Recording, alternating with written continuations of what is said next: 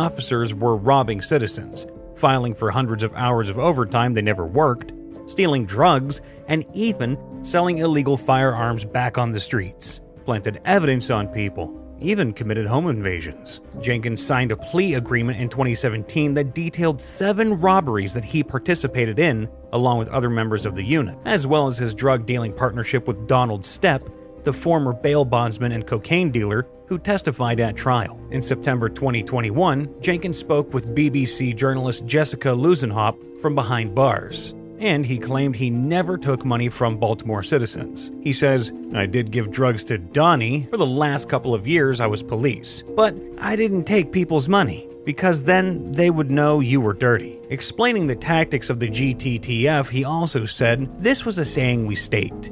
Don't let probable cause stand in the way of a good arrest.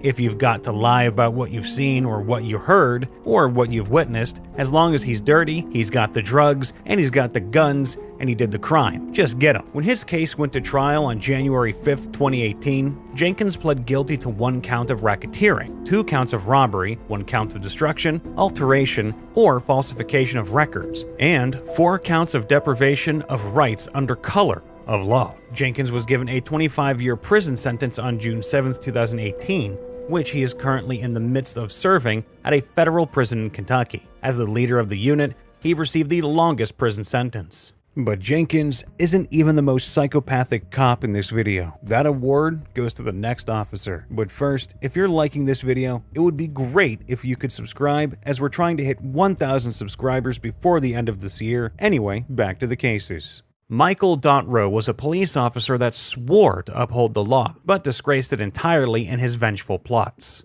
Rowe was angry with his then-captain Mark Anderko, who switched his shift and ordered him to undergo a fitness for duty evaluation with a psychologist after his 11th excessive force complaint. Because of this, he decided to set fire to Andreko's home while his family were inside asleep in May 2013. He also cyberbullied a woman who worked in the police department, slashed her tires, and accessed the department's computer database illegally about the incident. Additionally, Rowe faced accusations of buying and keeping marijuana and paraphernalia in his police bag, along with prohibited weapons, including a blackjack and brass knuckles. In total, Rowe has had 40 guilty convictions in municipal court, 18 of which occurred prior to being a police officer, and the remaining 22 while he was a police officer. Judge Jimenez said, adding that the convictions do not account for the 5 additional superior court convictions that he was being sentenced for. Rowe was found guilty and received 20 years for attempted murder, a first-degree crime, and 10 years for aggravated arson for setting the May 23, 2013 fire at Anderko's home. The prison terms will run concurrently. Rowe was also sentenced to 10 years for official misconduct, 5 years for conspiracy to tamper with a witness,